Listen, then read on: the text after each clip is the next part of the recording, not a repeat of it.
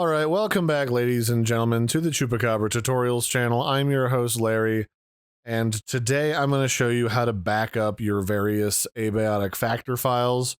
We'll be looking at where those files are located on like a server, because I have a server that I formerly played on with my friends until we completed the game. But in case they add more cool stuff that we want to visit later, I'm going to save our save file, but until then I'm going to stop paying for a Shockbyte server for it. So the first thing I want to do when I'm going to back up the server is I'm going to stop it.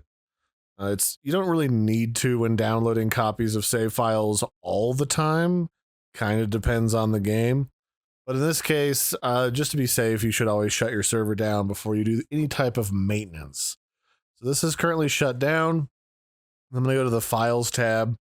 And the place that Abiotic Factor likes to save their files on the server is under Abiotic Factor. Go ahead and give that a click. And then here you want to go to Saved, Saved Games, Server, Worlds, and then here is our save. It helps if you know what you called it. I just threw a random name called Dawn on mine. Now I can select it, and I can say download that folder with all of its contents to then back up my game. Now it's in a little bit different place when you want to go retrieve that from your local game files. If you want to go grab it in your local game files, you want to go to your AppData folder. So %AppData %, and hit enter. And then inside of here, you want to go to your actual AppData folder and go to local. And then here at the top, you should have something that says Abiotic Factor, saved, go to SaveGames. This is a bunch of gobbledygook, but I think that's like your Steam name or whatever. But inside of here is your backups and your worlds folder. And inside your worlds, this is where all of your different server stuff is kept. So here's my old version of the Dawn save file.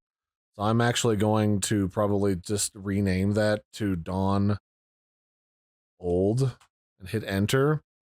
But this is where you could like grab it and copy it and just stick it on your desktop or in your like whatever documents folder you want to save backups from this game in. It's especially helpful to do that if you're going to do anything like modding the game. There's not a ton of cool mods for this game, but there are a couple that kind of make things handy. And then you can always make sure you have a backup. Similarly, if you want to grab that server copy, you can just slap it into this folder and play your server save. All the saves are functionally the same, because normally if you have a strong enough connection or you only have a couple friends joining you, you can literally just host the server from your single player. It's set up to do that pretty easily.